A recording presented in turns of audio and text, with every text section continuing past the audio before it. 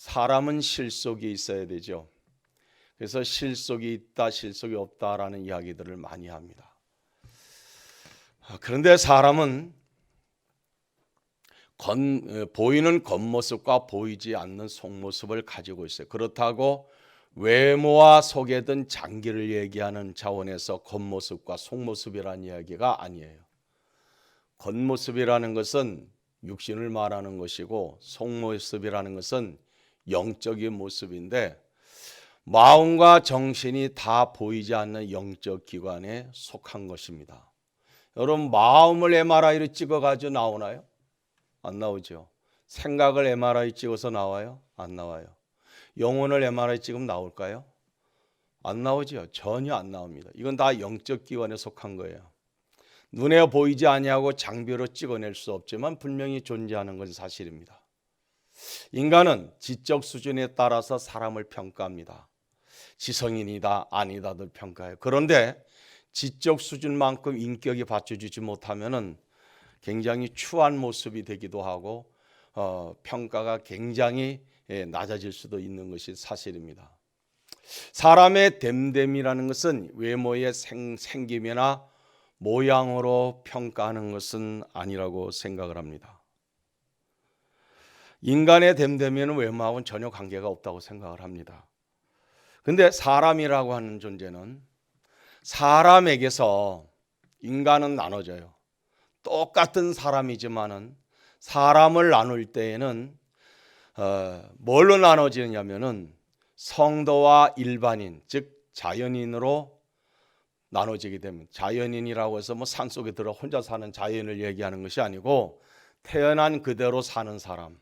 그래서 사람을 나누게 되면은 성도와 자연인, 즉 일반인으로 나누게 되고 결국 성도의 세계는 사람으로 시작해서 성도와 자연인으로 분류가 될 때에 자연인이 가는 곳이 따로 있고 성도가 가는 곳이 따로 있어요.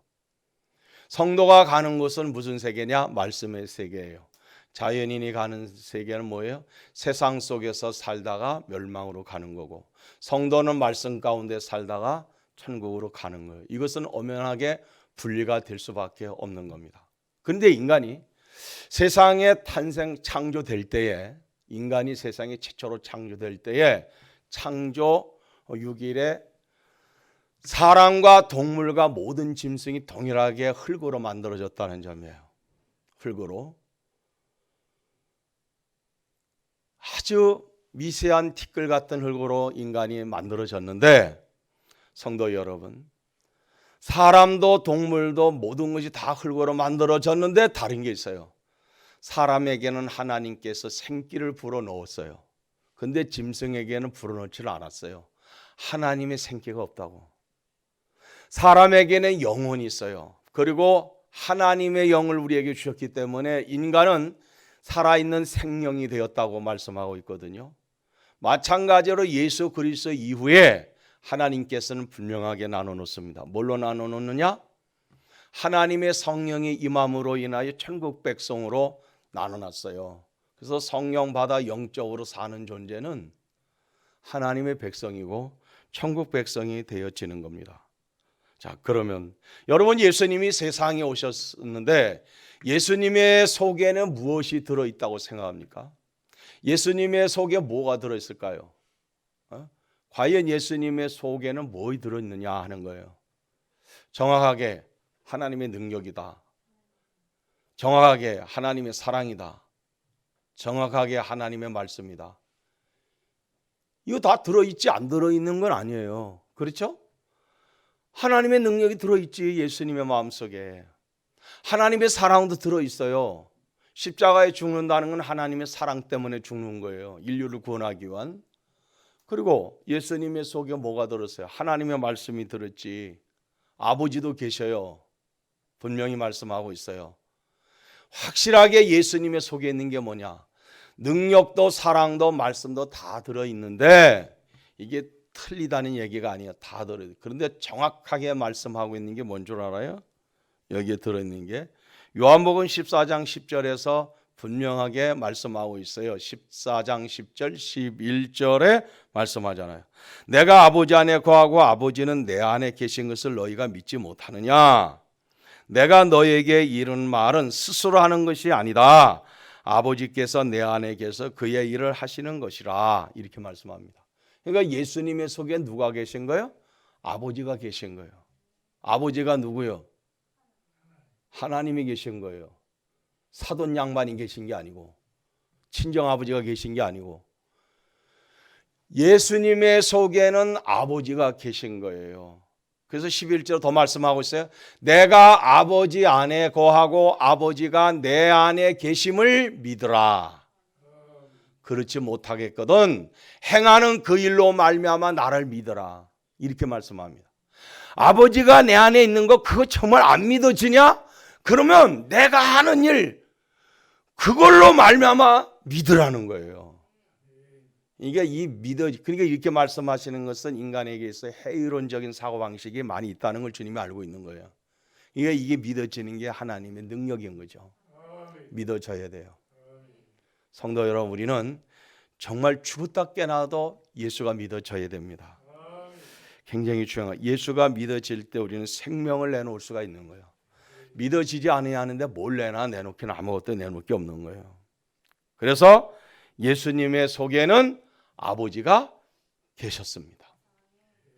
하나님 아버지가 예수 안에 계셔서 아버지의 일을 하시는 거예요. 그러므로 예수님을 봄으로써 하나님 아버지를 보는 것이 되는 겁니다. 요한복음 14장 9절에서 말씀합니다.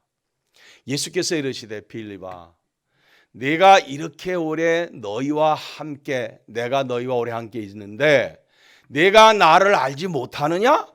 나를 본 자는 아버지를 보았느거늘 어째서 아버지를 보이라 하느냐? 이게 정말 답답한 거예요. 예수님께서 제자들하고 계속 같이 있으면서 가르치시고 보여주시고 교육을 했어요. 그런데도 예수님이 아버지에 대해 말씀하니까 빌립이 하는 말이 하나님 아버지를 보여달라고 말하는 거예요. 아니 아버지가 지금 내 안에 계셔 그의 일을 하고 계신데 어떻게 아버지를 보여달라고 하느냐. 가르치고 또 가르쳐도 이게 답답한 거예요.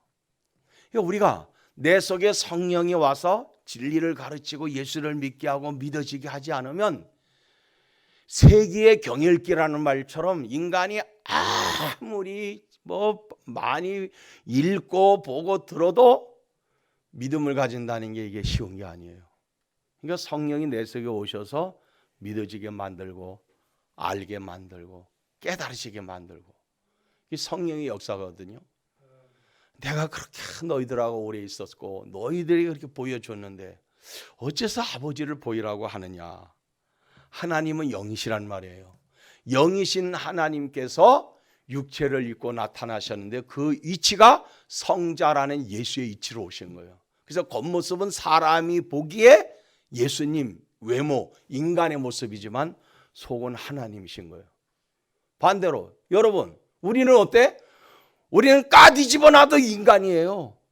까뒤집어 놔도 인간이라고 뭐 더 이상 들은 게 없어. 이래 놔도 이 인간이고 저래 놔도 인간이고 사람일 뿐이에요. 뭐 더 이상 들은 것도 없어. 근데 예수님은 속은 하나님의 말씀이고 아버지시고 겉모습은 사람이 누구나 볼 수 있는 이미지를 갖고 있는 분이 예수시라는 말씀이에요. 그럼 질문이 나갑니다. 성도 여러분, 내 마음속에는 들어있는 게 뭘까? 내 마음속에 들어있는 게 여러분 뭐예요? 성도 여러분 마음속에 무엇이 들어있나요? 한번 생각해 보세요. 내 속에 뭐가 들어있나?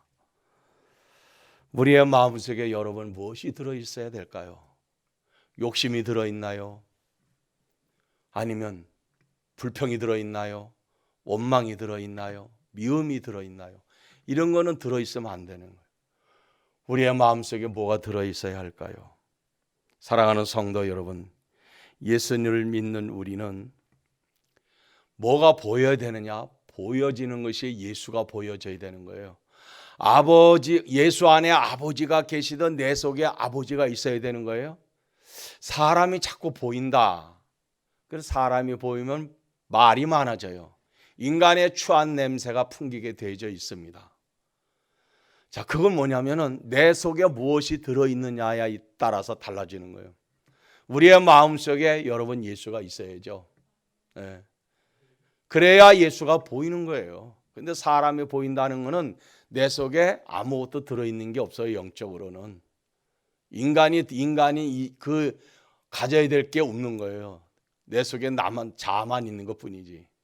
예수가 내 안에 있고 예수가 보이면 믿음의 생활에 생명의 꽃이 피게 되어져 있습니다. 예수가 내 안에 있고 내가 예수가 보여요.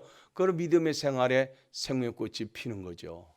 예수가 보이기 시작해야 진리를 발견한 것이고 보화를 발견하는 일이 되어지는 거예요. 그런데 일어나도 사람만 보이고 엎어져도 사람만 보이고 보이는 건 세상만 보이고 예수는 온데간데 없고 그냥 나 혼자만 벌판에 나 혼자만 서 있는 것 같고 사막 한가운데 나 혼자 있는 것만 같아. 이거는 내 속에 믿음이 없다는 증거예요.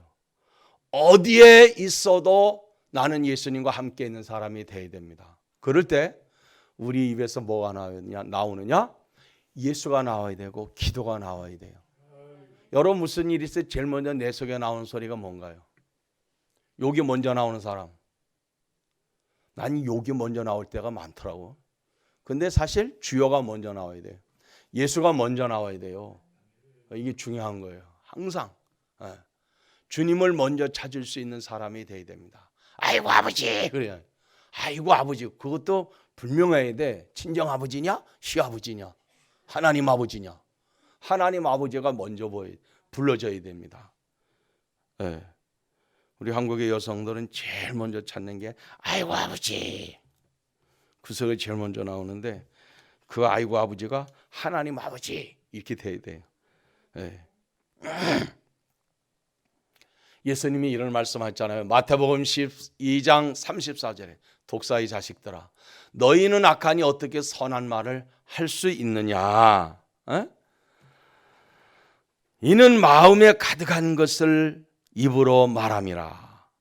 마음에 가득한 걸 입으로 말한다는. 그러니까 사람의 마음속에 뭐가 있느냐 이게 굉장히 중요한 거예요. 독사의 자식들아 너희가 악하니 어떻게 선한 말을 할 수 있느냐. 선한 말을 못하는 이유가 뭐냐면 마음에 악함이 있기 때문에 선한 말을 못하는 거예요. 선한 사람은 그 쌓은 선에서 선한 것을 내고 악한 사람은 그 쌓은 악에서 악한 것을 내느니라 이렇게 말씀합니다. 여러분 여기서 예수님이 독사의 자식들이라 그랬어요. 굉장히 이건 뭐요? 아주 다른 말로 표현하면 이 마귀의 자식들아 그런 의미죠. 왜냐? 요한님 계시록 그랬잖아요. 이게 독사라고 하는 게 다른 독사가 아니고 마귀인 거예요. 마귀 사탄인 거예요. 옛뱀을 잡으니고 마귀요 사탄이다. 이게 용을 잡았다고 나오지 용. 이게 뭐냐? 그러니까 사람이 악하면 어둠의 권세에 속해 있는 게 돼버려요. 그러니까 내 입에서 나오는 것이 좋고 아름다운 말이 나올 수가 없다는 얘기거든. 또 야고보서 3장 14절에 이런 말씀하셨죠. 그러나 너희 마음속에 독한 시기와 다툼이 있으면 자랑하지 말라. 진리를 거슬러 거짓말하지 말라. 이러한 지혜는 위로부터 내려온 것이 아니요 땅 위의 것이요 정욕의 것이요 귀신의 것이니. 시기와 다툼이 있는 곳에는 혼란과 모든 악한 일이 있음이라. 이렇게 말씀합니다. 그러니까 우리는 철저하게 뭐요? 내 속에 하나님의 성령이 거해야만 우리는 하나님의 아름다운 덕을 끼칠 수가 있는 거예요. 그래서 우리는 항상 사람이 있는 곳에 나 외에 둘이 있어도 나 외에 한 사람이 있어도 내 속에 진리가 있고 그리스도의 지식이 있고 그리스도의 인격이 있어서 덕을 끼치는 아름다운 그런 삶이 되어야 되는 거예요. 마가복음 7장 20절에 말씀합니다. 사람에게서 나오는 그것이 사람을 더럽게 하느니라. 속에서 곧 사람의 마음에서 나오는 것은 악한 생각 곧 음란과 도둑질과 살인과 간음과 탐욕과 악독과 속임과 음탕과 질투와 비방과 교만과 우매함이니 이 모든 악한 것이 다 속에서 나와 사람을 더럽게 하느니라. 속에서 나오는 거는 마음에서 나온다 그랬지, 속에서 나온다고 오장부 육부에서 나온다고 말씀하지 않았어요. 이게 속에서 나온다는 거는 어디냐? 대장에서 나오는 것도 아니고 췌장에서 나오는 것도 아니야. 어디서 나오나? 마음에서 나온다는 거예요. 그 마음에서 나오는 그것이 사람을 더럽게 한다는 거예요. 그러니까 인간의 마음에서 있는 것은 전부 사람의 입술로 나오게 되어져 있어요. 이거는 속일 수가 없습니다. 여러분, 냄새라는 것이 그렇지 않아요. 냄새라는 것도 성경에는 두 가지를 말씀하고 있어요. 하나는 그리스도의 향기를 말하고 있고, 하나는 사망의 냄새를 말씀하고 있잖아요. 바울 사도가 고린도 교회에서. 그게 어떻게 인간이 그걸 알 수가 있냐고. 근데 사람마다 냄새가 있어요. 고유 냄새가 있어요. 보통 우리는 김치 먹는 사람들이라 가지고 한국 사람은 김치 냄새가 난다 그래. 김치를 안 먹어도. 근데 우린 김치 냄새가 안 나잖아. 여성들은 진한 화장품 냄새만 나지. 그런데 대부분이 보면 김치 먹는 사회에서는 김치 냄새가 난다는 거예요. 고기 먹는 사람들은 노린내가 나고. 근데 뭐 그런 냄새는 잘 모르겠더라마는 어쨌든 그래요. 사람에게는 두 가지의 냄새가 있어요. 그리스도의 향기가 있고, 하나는 이 그리스도의 향기는 믿음의 인격에서 나오는 거거든. 그러니까 이거는 뭐 사람이 이걸 막을 수 있는 게 아니에요. 인품을 통해서 나오는 거라고. 그러니까 우리가 예수님을 닮지 않으면 이 고상한 냄새, 향기가 날 수가 없는 거예요. 그 세상은 뭐예요? 세상에 그럼 사망의 냄새가 어떻게 나? 사망의 냄새가 구렁내냐? 사람은 사망의 냄새가 무슨 독한 것이냐? 느낄 수가 없어요. 그런데 이 사망의 냄새는 내 속에 어둠의 세력이 있으면은 인품이, 인격이 어둠에 속한 것이 말과 행동을 통해서 나타나게 되어 있는 거예요. 이걸 역시 여러분 우리는 속일 수가 없는 거예요. 그러니까 우리 속에서는 그리스도의 향기가 있는 그런 축복의 삶이 되려면 우리의 모든 인격과 내면 세계가 주님의 것으로 바뀌어져야 되는 겁니다. 38절 말씀에 오늘 본문, 그 말씀이 너희 속에 거하지 아니하니 이는 그가 보내신 이를 알지 못함이니라. 하나님이 보낸 예수를 알지 못한다 이거예요. 성경에서는 너희가 영생을 얻는 줄 생각하고 성경을 연구하지만은 이 성경이 사실은 나에 대하여 증거하는 것이다. 예수님이 지금 그 말씀하죠. 예수님이 나에 대해서 증언하는 것이다. 이렇게 말씀하죠. 그런데 뭐라냐? 너희가 영생을 얻기 위해서 내게 오기를 원하지 아니하는다. 왜 그럴까요? 성경을 열심히 보는데, 그러면 성경 열심히 봤으니까 알으니까 예수에게로 자연적으로 기의해야 되는 거예요. 예수님에게로 와야 되잖아. 근데 안 온다는 거예요. 영생을 얻기 위해서 열심히 성경을 연구하고 성경을 본다는 거예요. 그러면은 영생의 주체가 되신 예수님이 왔으니까 예수님이 와야 되지 않느냐? 안 온다는 거예요. 왜 그럴까요? 그러면서 예수님은요, 나는 사람에게서 영광을 취하지 않는다는 거예요. 사람에게 영광을 취하지 않는다는 거예요. 이게 중요한 거예요. 우린 사람에게 인기나 영광이나 인정이나 높임받는, 칭찬받는 거 별로 그렇게 중요한 게 아니에요. 이건 관심 밖에 일로 돌려야 되고 하찮은 것을 생각해야 됩니다. 예수님이 그랬어요. 난 사람의 영광을 위해서 이 영광을 취하지 않는다는 거예요. 그러면 뭐라는 줄 알아요? 예수님이 알았다는 거예요. 뭘? 다만 하나님을 사랑하는 것이 너희 속에 없음을 내가 알았다. 이렇게 말씀합니다.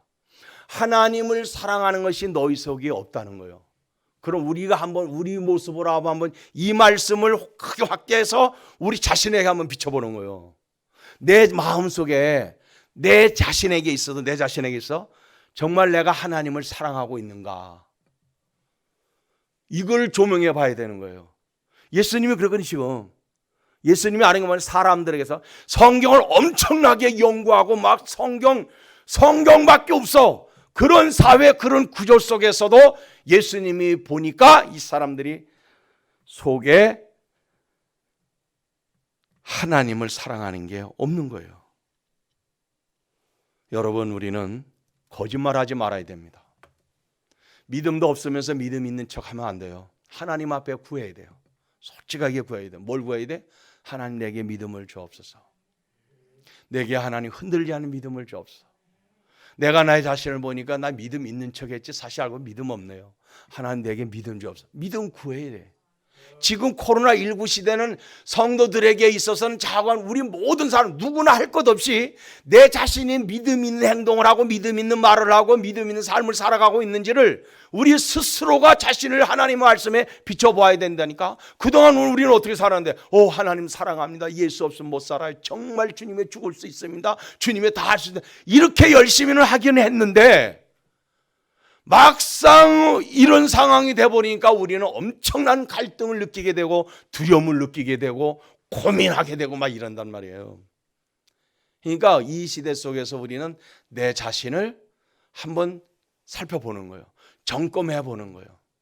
자동차는 정비소에 가서 점검하듯이 우리는 하나님의 말씀을 통해서 내 자신을 한번 점검해 보는 거예요. 그리고 뭐예요? 하나님 앞에 믿음을 구해야 됩니다.